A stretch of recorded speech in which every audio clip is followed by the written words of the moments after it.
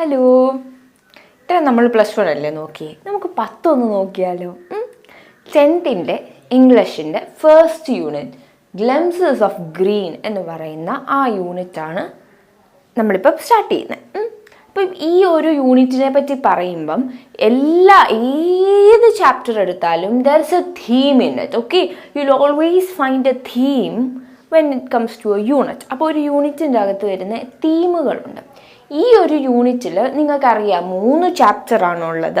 And ഈ 3 ചാപ്റ്റേഴ്സിനും almost തീമുകൾ സെയിം ആണ്. That is nature or something related to nature. Okay, അപ്പം അങ്ങനെ ഒരു തീമാണ് ഈ ഒരു യൂണിറ്റിൽ വരുന്നത്. അപ്പോൾ അത് മനസ്സിൽ വെക്കണം. കാരണം when you write the answer, the theme should always be projected. ആ ഒരു തീം വളരെയധികം നിങ്ങളുടെ ആൻസറിലും പ്രൊജക്റ്റഡ് ആയിട്ടല്ലേ ഹൈലൈറ്റഡ് ആയിരിക്കണം. So first chapter is the adventures in a banyan tree. അപ്പം Adventures in a Banyan Tree is a short story. Remember, it's a short story. The genre is short story. In the genre എന്ന് പറഞ്ഞാൽ it's just A classification. നമ്മൾ നോവലെറ്റ അല്ലെങ്കിൽ drama, പിന്നെന്താണ് film, short story അങ്ങനെയൊക്കെ പറയുന്ന ആ ഒരു ഡിവിഷനെയാണ് നമ്മളല്ലേ അതിൻ്റെ ആ ഒരു ക്ലാസിഫിക്കേഷനെയാണ് ജോൺട്രെ എന്ന് പറയുന്നത് ഇംഗ്ലീഷിൽ. അപ്പം ഈ ജോൺട്രെ GENRE, okay, it's just GENRE ജോൺട്രെ. ഈ ജോൺട്രെ, ഈ ഒരു സ്റ്റോറിയുടെ ജോൺട്രയാണ് ഏത്? Short story. അപ്പോൾ ഷോർട്ട് സ്റ്റോറിയുടെ പ്രത്യേകത എന്താണെന്ന് ആദ്യം പറയാം. നമുക്ക് എന്നിട്ട് ഈ ചാപ്റ്റർ വളരെ വിശദമായിട്ട് പഠിക്കാം. And let me know your comment and your doubts. Okay, start ചെയ്യാം.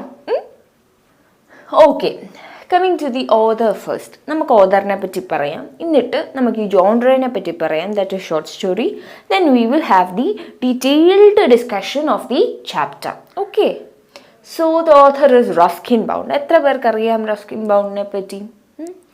അദ്ദേഹത്തെ പറ്റിയുള്ള വൺ ഓഫ് ദ ഏറ്റവും മെസ്മറൈസിങ് ആയിട്ടുള്ള ഒരു സംഭവം എന്ന് പറഞ്ഞാൽ ഹിസ് ഫ്രം ബ്രിട്ടീഷ് ഡിസെൻറ്റ്, അല്ലെങ്കിൽ ബ്രിട്ടീഷുകാരനാണ്. ബട്ട് അയാൾ ജനിച്ചതും ജീവിച്ചതും ഓൾമോസ്റ്റ് പകുതി കൂടുതലും ഇന്ത്യയിലാണ്. Okay, he is from British ഇത് പക്ഷെങ്കിൽ still he lived most of his life in India. പത്മശ്രീയും പത്മവിഭൂഷണും ഒക്കെ കിട്ടിയ ഒരു മനുഷ്യനാണ് റസ്കിൻ ബൗണ്ട് എന്ന് പറയുന്നത്. പത്മശ്രീ 1999 പത്മഭൂഷൺ 2014 അദ്ദേഹത്തിന് കിട്ടുന്നത്. ഓക്കെ, അപ്പം സാഹിത്യ അക്കാദമി അവാർഡും ഒക്കെ കിട്ടിയൊരു വലിയ മനുഷ്യനാണ്. And most of his books are related to Indian. അപ്പം ഇന്ത്യൻ സ്റ്റോറീസ്, അദ്ദേഹം ഇന്ത്യയിൽ ജീവിച്ചിരുന്ന സമയത്ത് അദ്ദേഹത്തിന് അനുഭവിച്ച കാര്യങ്ങൾ, അല്ലെങ്കിൽ അദ്ദേഹം കണ്ട കാര്യങ്ങൾ, അതൊക്കെയാണ്. അപ്പം മെയിൻലി മനസ്സിലാക്കേണ്ടത് ഇംഗ്ലീഷ് നോവലിൽ കാണുന്നതൊന്നുമല്ല ഇന്ത്യൻ നോവലിൽ കാണുന്നത്. ഓക്കെ, അപ്പം ഇംഗ്ലീഷിന് ആഫ്റ്റർ ഓൾ കുറേ ഡിവിഷൻ ഓഫ് ലിറ്ററേച്ചർ ഉണ്ട്. ബ്രിട്ടീഷ് ലിറ്ററേച്ചർ ഉണ്ട്, അമേരിക്കൻ ലിറ്ററേച്ചർ ഉണ്ട്, കരീബിയൻ ലിറ്ററേച്ചർ ഉണ്ട്, സ്കാൻഡിനേവിയൻ ലിറ്ററേച്ചർ ഉണ്ട്, ഇന്ത്യൻ ലിറ്ററേച്ചർ ഉണ്ട്. അതിൽ ഇന്ത്യൻ ലിറ്ററേച്ചറിൻ്റെ വലിയ വലിയ എഴുത്തുകാരാണ് ഈ രവീന്ദ്രനാഥ് ടാഗോറാണ് ഇരുന്നതിലും, പിന്നെ ശശി തരൂരാണെങ്കിലും ഒക്കെ ഇന്ത്യൻ ലിറ്ററേച്ചറിനെ വളരെയധികം വളർത്തിക്കൊണ്ടുവരുന്ന, അല്ലെങ്കിൽ ആ ഒരു ഫ്രണ്ടിലോട്ട് കൊണ്ടുവരുന്ന റൈറ്റേഴ്സാണ്. അപ്പം ആ ഒരു ജോൺർ, അല്ലെ ആ ഒരു കാറ്റഗറി വരുന്ന ആളാണ് റസ്കിൻ ബൗണ്ടും. ഇന്ത്യൻ ലിറ്ററേച്ചറിനെ വളരെയധികം ഇൻഫ്ലുവൻസ് ചെയ്ത ഒരാളാണ്. Okay, and he is a British writer. Okay, ബോണ്ടിന്റെ ഏറ്റവും വലിയ വർക്ക്സ് എന്ന് പറയുന്നതിലെല്ലാം ഒരു ആംഗ്ലോ ഇന്ത്യൻ എക്സ്പീരിയൻസസ് ആണ് കാണിക്കുന്നത്. So what is this Anglo Indian എന്ന് പറഞ്ഞാൽ, Anglo simply means England. Okay, അതിന് ലാൻഡ് ഓഫ് ഏഞ്ചൽസ് എന്നാണ് പറഞ്ഞുകൊണ്ടിരുന്നത്. ആംഗ്ലോ സാക്ഷൻ എന്ന് പറയുന്ന ഒരു വിഭാഗം ഇംഗ്ലണ്ടിനെ കീഴടക്കുന്ന സമയം മുതൽ തന്നെ പിന്നീട് ആ ഇംഗ്ലണ്ട് എന്ന് പറയുന്നതിൻ്റെ ആദ്യ നാമങ്ങളായിരുന്നു ലാൻഡ് ഓഫ് ഏഞ്ചൽസ്, അല്ലെ ആംഗിൾസ് എന്നൊക്കെ പറയുന്നത്. അപ്പം Anglo Indian simply means British Indian ആ ഒരു ഡിഫറൻസ്, അല്ലെങ്കിൽ ആ ഒരു എക്സ്പീരിയൻസ് ഒക്കെയാണ് അദ്ദേഹത്തിൻ്റെ കഥകളി വരുന്നത്. ഇനി coming to the genre, short story. Okay, short story എന്ന് പറയുന്നത് അതിൻ്റെ ഏറ്റവും വലിയ പ്രത്യേകത എന്ന് പറഞ്ഞാൽ it is written in prose style. Prose എന്ന് പറഞ്ഞാൽ എസ്സേ പോലെ, അല്ലെങ്കിൽ റിഥം ലാക്സ്. വേഴ്സും പ്രോസും മനസ്സിലാക്കേണ്ട കുറച്ച് ടേംസ് ആണ് കേട്ടോ.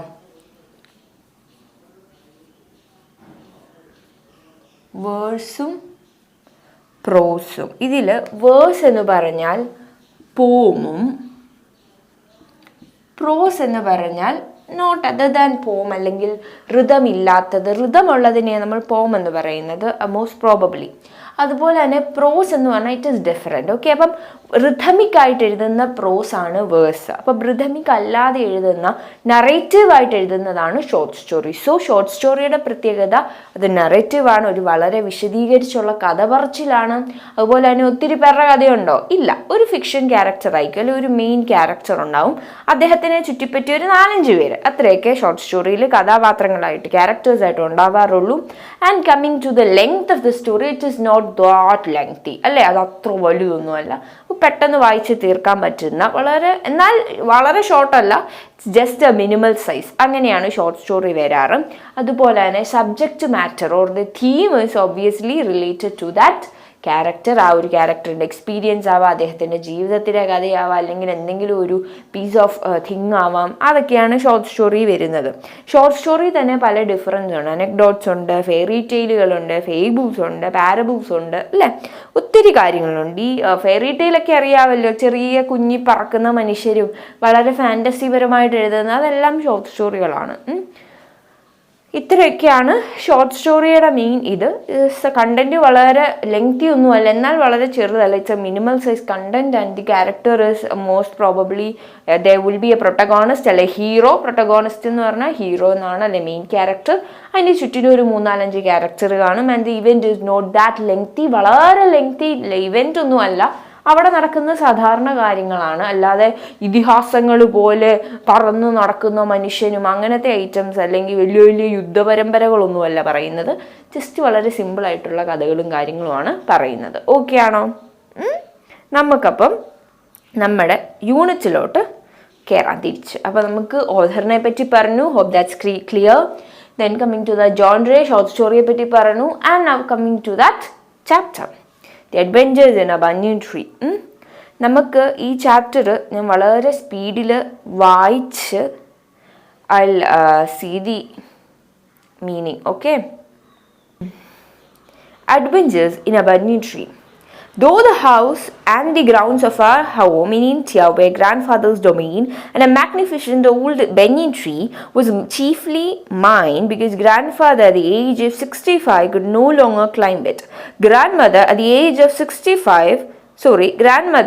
used to tease me about this, and would speak of a certain Countess of Desmond, an English woman who lived in the age of 117 and would have lived longer if she hadn't fallen from climbing an apple tree. The spreading branches of the banyan tree, which curved to the ground and took root again, forming a maze of arcs, and gave me endless pleasure. The tree was older than the house, older than grandfather, as old as the town of Dehra, nesting in the valley of the foot of the Himalayas. അപ്പം നമ്മൾ ആ ഒരു first പാരഗ്രാഫിൽ അറിയുന്ന എന്താണെന്ന് ചോദിച്ചാൽ ആ ഒരു Ruskin ബോണ്ടിൻ്റെ this is a narrative by Ruskin Bond in his life. So the narrator is Ruskin Bond himself. Okay, അപ്പം അദ്ദേഹം പറയുന്ന ഇത്രേ ഉള്ളൂ. ആ ഒരു വീട്, ഞങ്ങളുടെ ഇന്ത്യയിലെ ആ ഒരു വീട് എൻ്റെ അപ്പൂപ്പൻ്റെ വീടാണ്. വളരെ മനോഹരമായ, വലിയ ആജാനുബാഹുവായിട്ടുള്ള, മാഗ്നിഫിഷ്യൻ്റ് ആയിട്ടുള്ള വളരെ വലിയൊരു വീടാണ്. And my grandfather 65 years old. അതുകൊണ്ട് തന്നെ ആ വീട്ടിലെ എല്ലാം അപ്പൂപ്പൻ്റെതാണ്, apart from that banyan tree, ആ ഒരു ആൽമരം ഒഴികെ. അതിൻ്റെ കാരണം എന്താണെന്ന് ചോദിച്ചാൽ, ഈ 65-ാമത്തെ വയസ്സിൽ ആ മനുഷ്യന് വലിഞ്ഞു കയറാനൊന്നും പറ്റില്ലല്ലോ ആ ഒരു ബനിയൻ ട്രീയിൽ. അതുകൊണ്ട് മാത്രം ആ ബനിയൻ ട്രീ എൻ്റെ കൊട്ടാരമാണ്. That is mine, soul me mine. And ആ സമയത്ത് അമ്മൂമ്മ കളിയാക്കുമായിരുന്നു അപ്പൂപ്പനെ, എന്ന് വെച്ചാൽ നിങ്ങൾ ഇനി അതിലൂടെ വലിഞ്ഞ് കയറണ്ട. എന്നിട്ടൊരു കഥയും പറയുമായിരുന്നു. 117 വയസ്സുള്ള ഒരു സ്ത്രീയെ ഇനിയും ജീവിച്ചിരുന്നേനെ if she did not climb that apple tree. ആ ആപ്പിൾ ട്രീയുടെ മണ്ടയ്ക്ക് വലിഞ്ഞ് കയറി താഴെ വീണ് അവർ മരിച്ചില്ലായിരുന്നെങ്കിൽ അവർ ഇനിയും 117 വയസ്സിനും അപ്പുറം അവർ ജീവിച്ചേനെ. സോ വയ്യാത്ത പണിക്ക് കയറാൻ നിൽക്കണ്ട, അവൻ്റെ വഴിക്ക് വിടുന്ന് എപ്പോഴും എൻ്റെ അമ്മൂമ്മ അപ്പൂപ്പനോട് പറയാറുണ്ടായിരുന്നു. ആൻഡ് ആ ഒരു ട്രീയെ പറ്റി പറയുകയാണെങ്കിൽ, ആ ട്രീ എന്ന് പറഞ്ഞാൽ വളരെ നമുക്കറിയാം, ആൽമരത്തിൻ്റെ ചില്ലകളിൽ നിന്ന് താഴെ മുട്ടി പിന്നെ വേര് വന്ന് പിന്നെയും അങ്ങനെ വളരെ ഒരു മെയ്സ് പോലെ, ഒരു ഇങ്ങനെ നമ്മൾ ബാലരമയിലൊക്കെ വഴി കാണിക്കത്തില്ല, അതുപോലെ ചുറ്റിയും ചുരുങ്ങിയൊക്കെ നിൽക്കുന്ന കുറേ ബ്രാഞ്ചസ് ഉള്ള ഒരു മരമാണ്. ആ മരം എത്ര പ്രായമുണ്ട്, അവിടുത്തെ വീടിനേക്കാൾ, ദെഹ്റയിലുള്ള ഇവരുടെ വീടിനേക്കാളും, ആ ഒരു ടൗണിനേക്കാളും, ആ ഒരു സിറ്റിയെക്കാട്ടിലും തന്നെ വളരെയധികം അതിനൊക്കെ മുമ്പേ ഉണ്ടായിരുന്ന മരമാണ്. That is situated in the foot of the Himalaya. ഹിമാലയയുടെ താഴ്വാരങ്ങളിലുള്ള ആ വലിയൊരു മലയുടെ താഴ്വാരത്തിലുള്ള മനോഹരമായ വളരെ വലിയ പ്രായമേറിയ ഒരു മരത്തിലാണ് റസ്കിൻ ബോണ്ട് ഏറ്റവും കൂടുതൽ സമയം ചെലവഴിക്കുന്നത് ഇന്ത്യയിൽ അവരുടെ അപ്പൂപ്പൻ്റെ വീട്ടിൽ വന്നു കഴിയുമ്പം. So that means his nostalgic boat memories of India. വളരെ സ്പീഡിലാണ് വായിക്കുന്നത്, ജസ്റ്റ് ഞാൻ വായിച്ചു പറയുകയാണ്. Don't think that is that fast. Take your time and read it. Okay. My first friend and familiar was a small grey squirrel. Arching his back and nipping into the air, it seemed to resent my invasion of his privacy. But when he found that I did not arm myself with a catapult or an air gun, he became friendlier. And when I started leaving him pieces of cakes and biscuits, he grew bolder and finally became familiar enough to take food from my hands. അപ്പം അദ്ദേഹത്തിൻ്റെ ആ ഒരു മരത്തിൽ ഏറ്റവും വലിയ best friend എന്ന് പറയുന്നത് ഒരു സ്ക്യൂറിലാണ്, അണ്ണാൻ കുഞ്ഞാണ്. അപ്പം അണ്ണൻ ആദ്യം ഇയാളെ കാണുമ്പോൾ ഇറങ്ങി ഓടുമായിരുന്നു, because he was afraid that the squirrel thought that these person or that boy will hurt me, നമ്മളെ പോലെ കുരിപ്പ് പിടിച്ചവരാന്നൊക്കെയാണ് ആ പാവം അണ്ണാൻ വിചാരിച്ചത്. പക്ഷെ നമ്മുടെ റെസ്കിങ് കൊണ്ട് അങ്ങനെയൊന്നും അല്ലായിരുന്നു, പാവം മനുഷ്യനായിരുന്നു. അദ്ദേഹം ഈ പറയുന്ന എയർ ഗണ്ണ് കൊണ്ട് അതിനെ ഷൂട്ട് ചെയ്യാനോ ഒന്നും ചെയ്തില്ല. So when squirrel understood that my hands are empty, I'm not equipped with any of the weapons machines or anything to harm him, he became more friendly. അപ്പം ഞാൻ അവനെ ഉപദ്രവിക്കുന്നില്ല എന്ന് കണ്ടപ്പോഴത്തേക്കും it became friendlier. There is a denoted or a connoted meaning. Connoted എന്ന് പറഞ്ഞാൽ നമുക്ക് പെട്ടെന്ന് കണ്ടാൽ അതിന് മനസ്സിലാവാതെ അതിനപ്പുറം മറഞ്ഞു കിടക്കുന്ന ഒരു അർത്ഥമുണ്ടെന്ന് പറയുന്നതിനെയാണ് കൊണോട്ടഡ് മീനിങ് അല്ലെങ്കിൽ ഇൻറ്റൻറ്റഡ് മീനിങ് എന്നൊക്കെ പറയുന്നത്. അപ്പം സംഭവം എന്താണെന്ന് വെച്ചാൽ നേച്ചറിൽ ഒന്നും നമ്മളെ ദ്രോഹിക്കില്ല. only when we harm nature, it harms us. നമ്മൾ എപ്പോഴാണോ നേച്ചറിലെ ഒരു സാധനത്തിന് ഭീഷണിയാവുന്നത്, അതിനെ ഉപദ്രവിക്കുന്നത്, അപ്പോൾ മാത്രമേ അത് നമ്മളെ ഉപദ്രവിക്കൂ. അല്ലെങ്കിൽ നേച്ചറിലുള്ള ഒന്നും മനുഷ്യരെ ഉപദ്രവിക്കില്ല എന്ന് പറയുന്ന ഒരു കൊണോട്ടഡ് മീനിങ് അവിടെ വരുന്നുണ്ട്. ഓക്കെ. ആൻഡ് പിന്നീട് നല്ല കേക്കിൻ്റെ പീസസ് ഒക്കെ അണ്ണൻ കുഞ്ഞിന് ഇട്ട് കൊടുത്തപ്പോഴത്തേക്കും അത് വളരെയധികം ബോൾഡ് ആവുകയും എന്നെ ഞാൻ ഉപദ്രവിക്കില്ലെന്നുള്ള തിരിച്ചറിവ് കൊണ്ട് അത് എൻ്റെ അടുക്ക് പിന്നെയും അടുത്ത് വന്നുകൊണ്ട് ഇരുന്നു. ആൻഡ് ഫൈനലി അത് എൻ്റെ കയ്യിൽ നിന്നും ഭക്ഷണം എടുക്കാൻ തുടങ്ങി. Before long, he was delving into my pockets and helping himself to whatever he could find. He was a very young squirrel, and his friends and relatives probably thought us headstrong and foolish for trusting a human. In the spring, when the banyan tree was full of small red figs, birds of all kinds would flock into its branches, and red-bottomed bulbul, cheerful and greedy, gossiping ready pastures, and parrots and crows squabbling with each other all the time. During the fig season, the banyan tree was the noisiest place on the road. അപ്പം എൻ്റെ കയ്യിൽ നിന്നും ആ ഒരു ഭക്ഷണം ഇത് എടുക്കാൻ തുടങ്ങി. അതിനുശേഷം പിന്നീട് എന്നോട് ഫ്രണ്ട്ലി ആവുകയും എൻ്റെ പോക്കറ്റിൽ ഓടി വന്ന് കയറുകയും പോക്കറ്റിൽ അതിന് എന്തൊക്കെ കാണാൻ പറ്റുമോ, എന്തൊക്കെ കിട്ടുമോ അതെല്ലാം ചകഞ്ഞെടുക്കാനും ഈ സ്ക്യൂറൽ തുടങ്ങി. അപ്പം ഈ സ്ക്യൂറലിൻ്റെ വീട്ടുകാരും കുടുംബക്കാരും ഒക്കെ വിചാരിക്കുന്നുണ്ടാവും ഇവൻ എന്തൊരു മണ്ടനാണ് മനുഷ്യനെ വിശ്വസിച്ചതിൽ. അപ്പം അതിൽ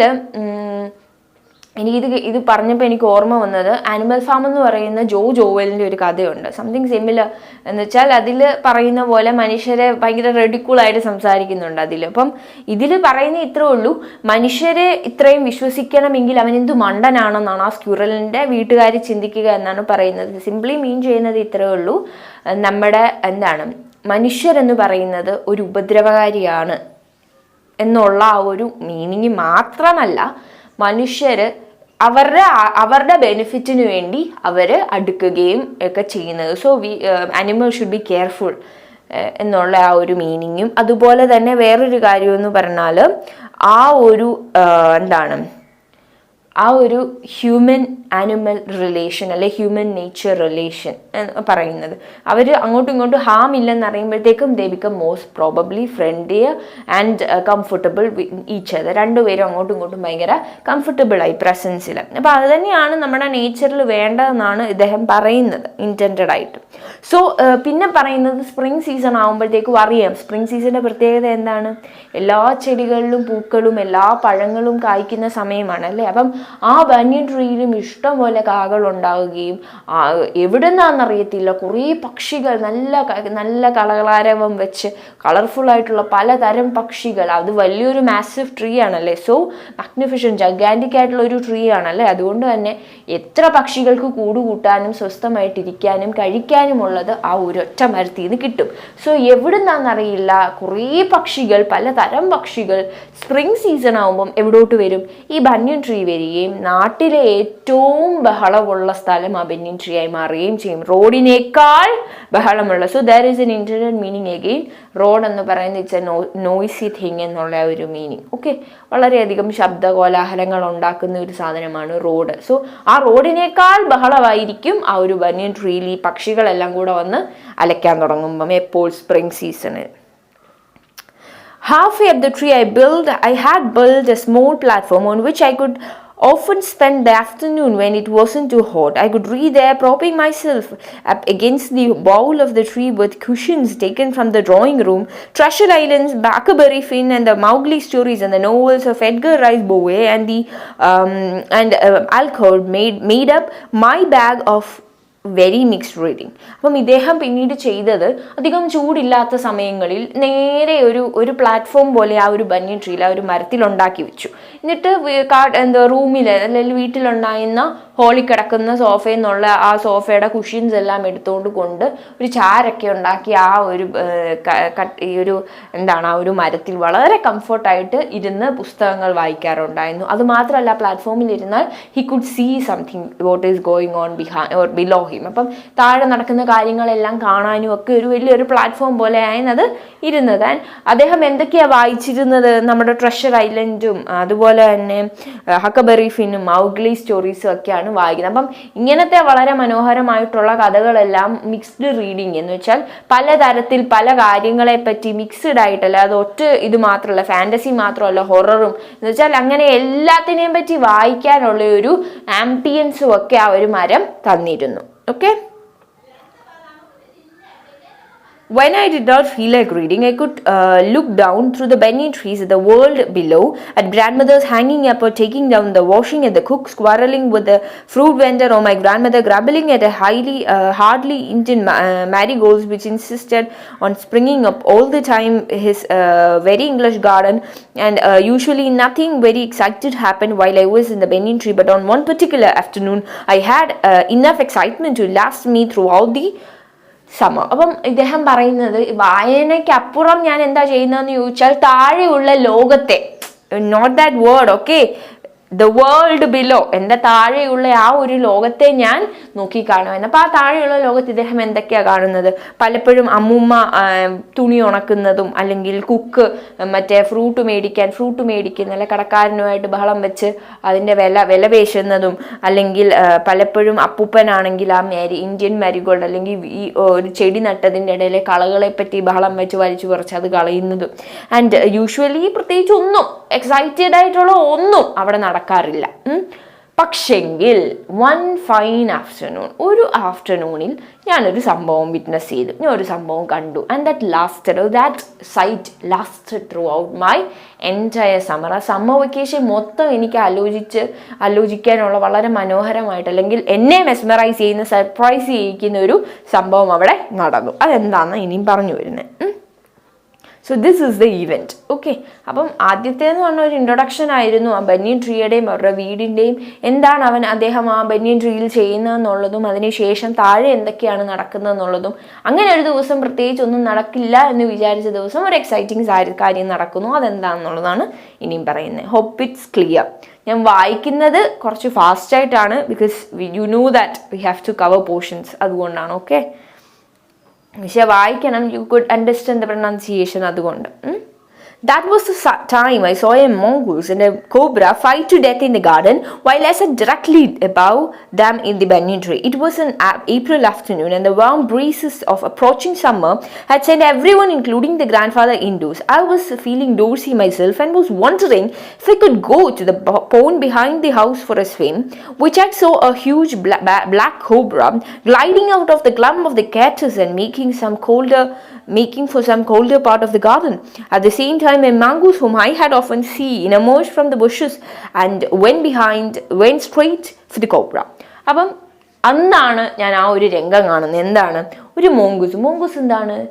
കിരിയും പാമ്പും കൂടെ ഉള്ള അടി. അപ്പം കീരിയും അതും പാമ്പെന്ന് പറഞ്ഞാൽ കോബ്രയുമായിട്ടുള്ള ഒരു അടി നടക്കുന്നത് കാണുന്നത്. അപ്പം ഏപ്രിലിലെ നല്ല ചൂടുള്ള സമയമായിരുന്നു. ആ ചൂട് കാറ്റ് എല്ലാവരെയും വീട്ടിൻ്റെ അകത്താക്കി. എൻ്റെ അപ്പൂപ്പൻ ഉൾപ്പെടെ എല്ലാവരും ഇൻഡോറാണ്, അകത്താണ്. അപ്പം ഞാനും വളരെയധികം തളർന്ന് തല ഇറങ്ങി ഭയങ്കര ഭയങ്കര മൂടിയായിട്ടിരിക്കുന്ന സമയത്ത് എന്നാ ഒന്ന് പോയി ആ ഒരു കുളത്തിൽ കുളിക്കാം എന്നൊക്കെ പറഞ്ഞ് അങ്ങോട്ട് ഇറങ്ങാനിരിക്കുമ്പോഴായിരുന്നു ഞാൻ ആ കാഴ്ച കണ്ട. എന്താണ്? ആ കുളത്തിൻ്റെ തൊട്ട് സൈഡിൽ നിന്നും ആ കള്ളിമുൾ ചെടിയുടെ കാറ്റസിൻ്റെ ഒക്കെ പടമൊക്കെ ഇവിടെ കാണിക്കാം കേട്ടോ. അപ്പം കാറ്റസ് എന്ന് പറയുന്ന ആ ഒരു കള്ളിമുൾ ചെടിയുടെ ഇടയിൽ കൂടെ ആരിറങ്ങി വരികയാണ്? ഒരു കോബ്ര ഇങ്ങനെ ഇറങ്ങി വരികയാണ്. എന്തിനാണ്? അതിന് ചൂട് കൊണ്ടിരിക്കാൻ വയ്യ, അതിന് എവിടെയെങ്കിലും കുറച്ച് തണുപ്പുള്ളിടത്തോട്ടൊന്ന് കിടക്കാൻ വേണ്ടി അതിങ്ങനെ വരികയാണ്. അങ്ങനെ വരുമ്പോഴാണ് അപ്പുറത്തെ സൈഡിൽ നിന്ന് ആരിറങ്ങി വരുന്നത്? നമ്മുടെ കീരി ഇറങ്ങി വരുന്നത്. So there is A counter attack, ഒരു അറ്റാക്ക് നടക്കാൻ എപ്പോഴും സാധ്യതയുണ്ടല്ലേ. അപ്പം ആ ഒരു കീരി കയറി വരികയും, കീരി ആരെ ലക്ഷ്യമാക്കിയാ പോകുന്നത്? നമ്മുടെ കോബ്രയെ ലക്ഷ്യമാക്കി പോവുകയും ചെയ്യുകയാണ്. Okay. In a clearing beneath the tree in a bright sunshine they came face to face. അങ്ങനെ ആ ഒരു ഞാനിതെല്ലാം താഴെ ഇരുന്ന് കാണുകയാണ്, ഞാൻ ഇവരുടെ തൊട്ടുമണ്ടക്കിരിക്കുകയാണ്. അപ്പം ആ ഒരു സൂര്യൻ ഉച്ചി നിന്ന് ആ ഒരു സമയത്ത് ഇവർ രണ്ടുപേരും നേർ വരികയാണ്. ഒരു സൈഡിൽ കോബ്ര, ഒരു സൈഡിൽ കീരി. എന്ത് ചെയ്യും? So Cobra knew only too well that the grey mongoose, 3 feet long, was a super fighter, clever and aggressive. But the cobra was skillful and experienced fighter too. He would move swiftly and strike with the speed of light, and sacks behind his long sharp fangs which were fully of deadly venom. അപ്പം കോബ്രയ്ക്കറിയാം എൻ്റെ മുന്നിൽ നിൽക്കുന്നവൻ എങ്ങനെയാണ്. നല്ല ഉശിരുള്ള, നല്ല സൂപ്പറായിട്ട് നല്ല ബുദ്ധിയുള്ള, ഭയങ്കര അഗ്രസീവ് എന്ന് പറഞ്ഞാൽ വളരെ ആംഗ്രി ആയിട്ട് അറ്റാക്ക്, ഫിയേഴ്സ് ആയിട്ട് കണ്ടിന്യൂസ് അറ്റാക്ക് ചെയ്യാൻ കഴിവുള്ളവനാണ് എൻ്റെ മുന്നിൽ നിൽക്കുന്നതെന്നും ഞാനും അത്ര മോശക്കാരനൊന്നുമല്ല, I too know how to fight well എന്നുള്ള ആ ഒരു മനസ്സും. ഈ പാമ്പിൻ്റെ പ്രത്യേകത എന്താ? അത് തെന്നി മാറി കറങ്ങി വന്ന് മോങ്കൂസിനെ അതിൻ്റെ ആ ഒരു പല്ല്, ഫാങ്സ് എന്ന് പറഞ്ഞാൽ മറ്റേ തേറ്റപ്പല്ല്, അല്ലെങ്കിൽ ആ ഒരു അറിയാമല്ലോ ഇങ്ങനെ നിൽക്കുന്ന സംഭവം, ആ പല്ല് പാമ്പിൻ്റെ ആ ഒരു പല്ലിൽ അടങ്ങിയിരിക്കുന്ന വെനം, ഡെഡ്ലി വെനം, വിഷം കുത്തിവെക്കാനും കഴിവുള്ള പാമ്പാണ്. ഇങ്ങനെ പറന്നു വന്ന് കൊത്തും. ഞാൻ അത്രയ്ക്ക് വലിയ ഫൈറ്റർ ആണെന്ന് കോബ്രയും സ്വയം വിചാരിക്കുകയാണ്. And he's not after all degrading his opponent. ഒപ്പോണന്റിന്റെ പവർ എന്താണെന്നും കോബ്രയ്ക്ക് അറിയാം. That he's so strong, he's clever, he's aggressive ആണെന്നും കോബ്രയ്ക്ക് അറിയാം. Okay. It was a battle of champions. So this was a battle of champions. ഈ മോങ്കൂസ് cobra fight ഒരു champions തമ്മിലുള്ള യുദ്ധമായിരുന്നു. Hissing defenses, his forked tongue darted in and out. The cobra raised 3 of his 6 feet off the ground and spread his broad spectacled hood. And the mongoose brushed his tail. The long hair on the spine stood up in the past. The very thickness of the hair has saved him from bites which would have been fatal to others. അപ്പം ഈ മോങ്കൂസിനെ ഇവന് കണ്ടു പരിചയമുണ്ടെന്ന് പറയുന്നുണ്ട്. അപ്പം പലയിടത്തും ഈ പറമ്പിൽ ഓടി നടക്കുന്നൊരു കിരിയാണ്. അപ്പം ഇവൻ്റെ പ്രത്യേകത എന്താണ്? നമ്മുടെ പാമ്പിൻ്റെ പ്രത്യേകത എന്ന് പറഞ്ഞാൽ അതിങ്ങനെ ഈ ഒരു നമ്മൾ ഈ ഫൈറ്റിന് മുമ്പ് നമ്മൾ റെഡി പോരട്ടെ എന്ന് പറയുന്ന പോലെ പാമ്പ് അതിൻ്റെ പത്തി ഇങ്ങനെ ഹുടെന്ന് പറഞ്ഞാൽ പത്തി അതിങ്ങനെ വിടർത്തി ആ ഒരു പല്ലൊക്കെ ഇങ്ങനെ ഇസ് എന്നൊക്കെ ആ ഒരു നാക്കൊക്കെ പുറത്ത് വിട്ട് ഇസ് എന്നൊരു സൗണ്ടൊക്കെ വെച്ച് നിൽക്കുകയാണ്. നമ്മുടെ കീരി എങ്ങനെയാണ്? അതിൻ്റെ രോമങ്ങളെ എല്ലാം അങ്ങോട്ട് എഴുന്നേപ്പിച്ച് നിർത്തുകയാണ്. എന്തിനാണ് ഈ രോമങ്ങളെ എഴുന്നേപ്പിച്ച് നിർത്തിയെന്ന് ചോദിച്ചാൽ, ഇൻ കേസ് ഈ പാമ്പ് ഒന്ന് കടിക്കുകയാണെങ്കിലും it shouldn't go to the skin. ആ സ്കിന്നിലെത്തി അതൊരു മരണകാരണമാവാതിരിക്കാൻ വേണ്ടിയാണ്, ആ രോമത്തിൽ തട്ടി അത് പോകാൻ വേണ്ടിയാണ് ആ ഒരു ഇത്. അതുകൊണ്ടാണ് പറയുന്നത് ഈ രോമങ്ങൾ, ഈ തിക്ക് രോമങ്ങൾ, ആ മുടികൾ ഇവനെ പലപ്പോഴും സംരക്ഷിച്ചിട്ടുണ്ട് ഈ നമ്മുടെ കീരിനെ. എങ്ങനെയാണ് ആ മറ്റ് പാമ്പുകളുടെ കടികളിൽ നിന്നും. ആ കടി കിട്ടിയാൽ ഹി ഷുഡ് ബി ഫേറ്റൽ, മരിച്ചുകൊണ്ടാണ്. മറ്റൊരാൾക്ക് കിട്ടുന്നെങ്കിൽ മരിച്ചു പോകും. അവൻ ആ മുടി, ആ ഒരു ഫർ ഉള്ളത് കൊണ്ടാണ്, രോമങ്ങൾ ഉള്ളത് കൊണ്ടാണ് അവൻ അവിടെ ആ ഒരു കടിയിൽ നിന്നും രക്ഷപ്പെട്ടതെന്നാണ് പറയുന്നത്. Though the combatants were unaware of my presence in the banyan tree, they soon became aware of the arrival of 2 other spectators. One was a myna and the other was a jungle crow.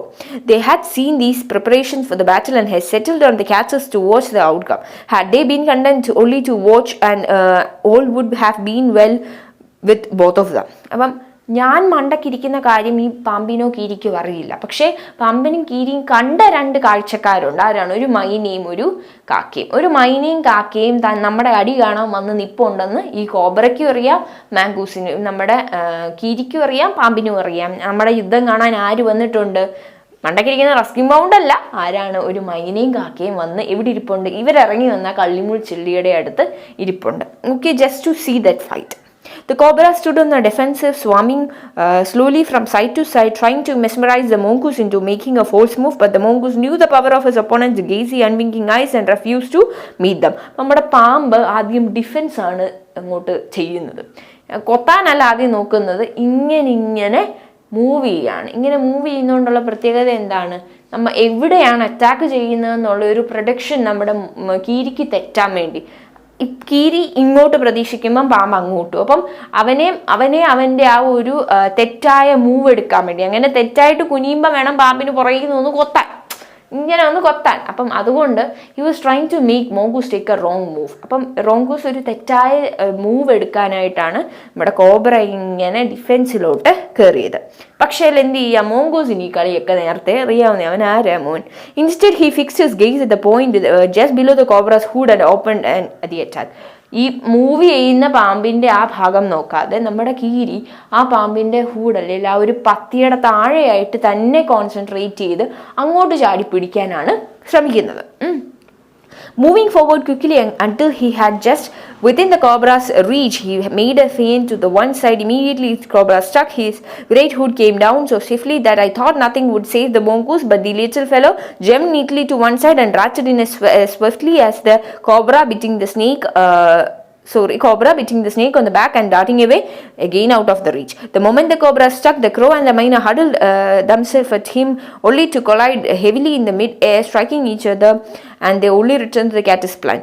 The few drops of blood lusted on the cobra's back. The cobra struck again and missed. Again the mongoose sprang aside, jumped in and bite. Again the birds dived at the snake, bumped into each other instead, and returning shrieking back to the safety of the caddis. അപ്പം ഈ പാമ്പ് ഇങ്ങനെ എങ്ങനെയെങ്കിലും ഒന്ന് എന്താണ് കടിക്കാനായിട്ട് നോക്കുകയാണ് മോങ്കൂസിനെ. മോങ്കൂസ് ആ പറയുന്ന നമ്മുടെ പത്തിയിൽ മാത്രം കോൺസെൻട്രേറ്റ് ചെയ്ത് ചാടി വീണൊരു കടി കൊടുത്തു. പക്ഷേ ആ സമയം പാമ്പ് ഇങ്ങനെ കൊത്താൻ നോക്കുന്നുണ്ട്.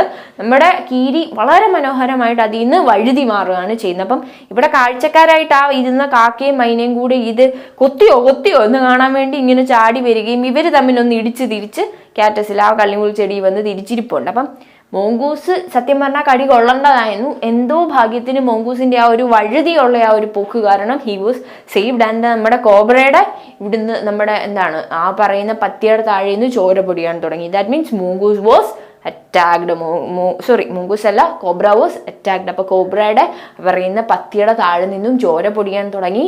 And one more thing is, പിന്നെയും ഇത് തന്നെ സംഭവിച്ചു. മോങ്കൂസിനെ അറ്റാക്ക് ചെയ്യാൻ നോക്കുമ്പോഴെല്ലാം കോബ്രയ്ക്ക് പണി കിട്ടിക്കൊണ്ടിരുന്നു. അങ്ങനെ ചോര പൊടിയാൻ തുടങ്ങി. And this was the second round, and the third round started. The third round followed the same course as the first, but the one dramatic difference: the crow and the myna, still determined to take part in the proceeding, dived at the cobra. This time they missed each other as well as their mark. The myna flew on and reached its perch, but the crow tried to pull up in the mid-air and turned back. In the second time he took it down, and the cobra whipped his head back and struck with great force his shouting thug against the crow's body. I saw the bird flung nearly 20 feet across the garden, and where after fluttering about a while its tail and the myna reached on the caddis, very wisely refrained from interfering again. അപ്പം ഈ സമയത്ത് വേറൊരു സംഭവം കൂടെ നടന്നു. നമ്മുടെ കാക്കയും മൈനയും കൂടി ഇതിൻ്റെ ഇടയ്ക്ക് കയറുന്നുണ്ടായിരുന്നല്ലോ. മൂന്നാമത്തെ തവണ കാക്ക ഇങ്ങോട്ട് കയറിയപ്പോഴത്തേക്ക് സംഭവിച്ചത് എന്താന്ന് പറഞ്ഞാൽ മോങ്കൂസ് എടുത്ത് എറിഞ്ഞ് നമ്മുടെ കോബ്രേനെ. എറിഞ്ഞ സമയത്ത് ഈ കോബ്രയുടെ ഹൂഡ് തല ചെന്നിടിച്ച് ഈ പാമ്പ് നമ്മുടെ കാക്കേനെ തെറിപ്പിച്ച് കളഞ്ഞ് ഒരു ഗാർഡന്റെ ആ പൂന്തോട്ടത്തിന്റെ അങ്ങേ അറ്റത്ത് പോയി പറന്നതങ്ങ് അടിച്ച് വീണ് കഴിഞ്ഞ് ഇതിങ്ങനെ 2 മിനിറ്റ് കാക്ക ഇരുന്ന് കഴിഞ്ഞ് ഇതെല്ലാം സൈഡിൽ നിന്ന് മൈന കാണുന്നുണ്ട്. മൈന നൈസായിട്ട് വന്ന കള്ളിമുൾച്ചെടിയിരുന്നു. ഇനി എന്ത് വന്നാലും ഇവരുടെ വഴക്കിൻ്റെ ഇടയിൽ ഞാൻ കയറില്ലെന്ന്, ഇന്റർഫിയർ ചെയ്യില്ലെന്ന് ഡിറ്റർമൈൻ ചെയ്ത ആ ഒരു മൈന അവിടെ വന്ന് ഇരുന്നു. ആൻഡ് കാക്ക ഒരു സൈഡിൽ വീണു.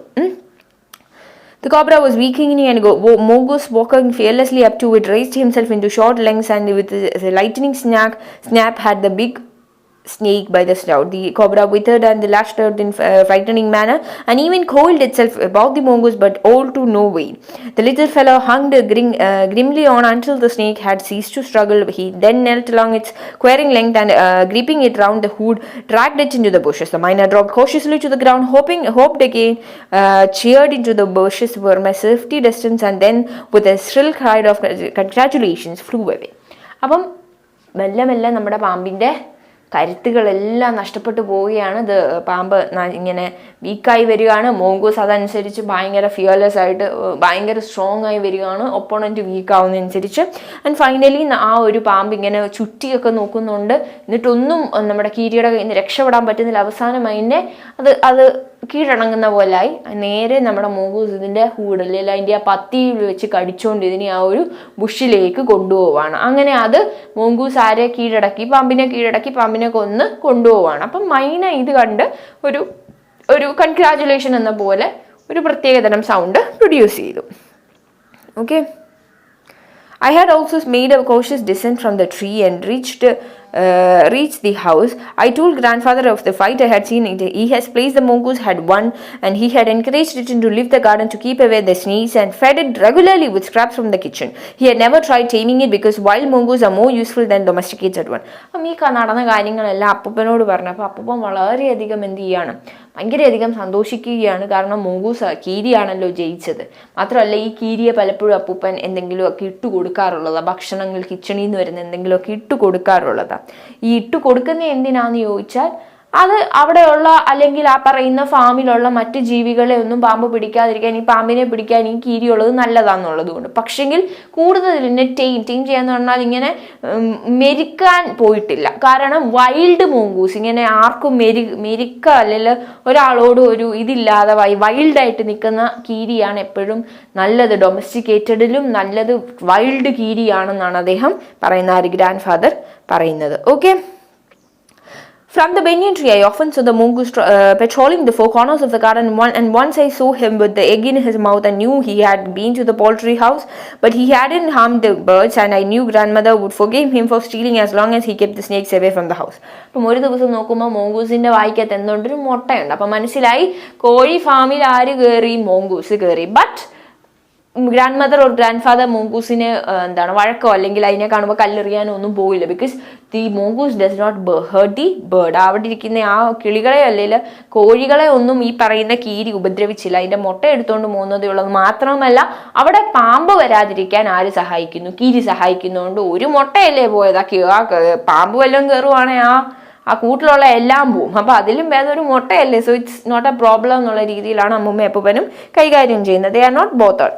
The banyan tree was also setting for him where to call the strange case of grey squirrel and a white rat.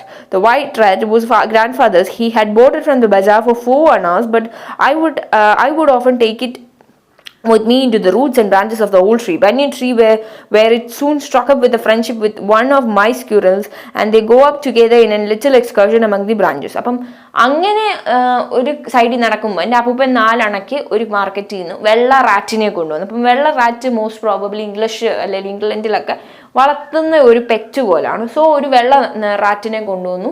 And അവിടെ ഈ റാറ്റിനെ പലപ്പോഴും ഞാൻ എടുത്തുകൊണ്ട് ഇവിടെ പോകാറുണ്ട്, നമ്മുടെ മറ്റേ ബനിയൻ ട്രീ പോകാറുണ്ട്. അപ്പം അവിടെ ആരുണ്ട്? ഒരു സ്ക്യൂറലുണ്ട് അല്ലേ. അപ്പം ഈ സ്ക്യൂറലും തമ്മിൽ ഭയങ്കര ഇവർ രണ്ടുപേരും നല്ല കണക്ഷനായി. ഇവർ ആ ഒരു ബനിയൻ ട്രീ ലിറ്റിൽ എക്സ്കർഷൻ അല്ലെങ്കിൽ ആ ബനിയൻ ട്രീയിലൊക്കെ ഒന്നിച്ചിങ്ങനെ ഓടിച്ചാടി അവിടത്തെ ഓരോ കാര്യങ്ങളും അറിയാനൊക്കെ രണ്ടുപേരും കൂടെ പോകാറുണ്ടായിരുന്നു. Then the squirrel started building a nest. At first she tried building it in my pockets. Then I went indoors and changed my clothes. I could find straw and grey falling out. Then one day grandmother knitting was missing. We hunted it for everywhere, but without success. The next day I saw glinting in the hole of the banyan tree. Going up to investigate, I saw that there's the end of the grandmother's steel nail and needle. On further looking, I further discovered the hole was crammed with knitting. Almost the wood was there. 3 baby squirrels, all of them white. ഇതാണ് സംഭവം. അപ്പം നമ്മുടെ squirrel എന്ത് ചെയ്യാണ്, അത്രയും friendly ആയി എൻ്റെ പോക്കറ്റിൽ അതിന് കൂട് വരെ അത് പണിയാൻ തുടങ്ങി. ഞാനൊരു ദിവസം ഡ്രസ്സ് മാറിയപ്പോഴാണ് ഇതിൽ നിന്ന് ഈ കമ്പും കോലും ഒക്കെ കണ്ടപ്പോഴാണ് I understood that the squirrel was actually building A home or the nest in my pocket. എന്തിനാണ് എന്നുള്ളത് ഇനിയും അറിയുവേ നമ്മൾ. അത് കൂടാതെ ഒരു ദിവസം അമ്മൂമ്മയുടെ മറ്റേ ഊളിനില്ല ചെയ്യുന്ന നീഡിൽ കാണുന്നില്ല, നോക്കി എവിടെല്ലാം നോക്കിയിട്ടും കണ്ടില്ല. അങ്ങനെ ഞങ്ങൾ ഒരു ദിവസം ഞാൻ നോക്കുമ്പോൾ ബനിയൻ ട്രീയിൽ എന്തോ തിളങ്ങുന്നു, അങ്ങോട്ട് കയറി എന്താണെന്ന് അന്വേഷിച്ച് നോക്കിയപ്പോഴത്തേക്കും അമ്മൂമ്മയുടെ നീഡിൽ അവിടെ ഇരിപ്പുണ്ട്. കൂട്ടത്തിൽ അവിടെ കുറേ വൂളിൻ്റെ പീസും ഇരിപ്പുണ്ട്, നെറ്റ് ചെയ്താൽ പറയുന്ന വൂളും ഇരിപ്പുണ്ട്. മാത്രമല്ല അതിൽ 3 വെളുത്ത സ്ക്യൂറൽസ് ഉണ്ട്. നമ്മുടെ റാറ്റ് ഏത് കളറായിരുന്നു, വെളുപ്പല്ലായിരുന്നോ? So last para. Grandfather had never seen white squirrels before and we gazed at them in wonder. We were puzzled for some time, but I mentioned the white rat's frequent visit to the tree. Grandfather told me that the rat must be the father. Rats and squirrels were related to each other, he said, and so quite possible for them to have offspring in case white squirrels. അപ്പം ഇതെങ്ങനെ ആദ്യമായിട്ടൊരു ഞാനിന്നുവരെ വെള്ള എണ്ണാനെ കണ്ടിട്ടില്ല. നിങ്ങൾ കണ്ടിട്ടുണ്ടോ?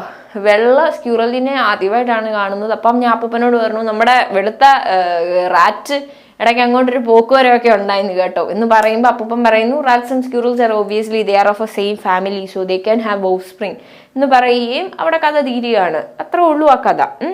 അപ്പം നമുക്കിനി അടുത്ത ചാപ്റ്ററിൽ ഇതിൻ്റെ അനാലിസിസും കാര്യങ്ങളും ചെയ്യാം. ഓക്കെ.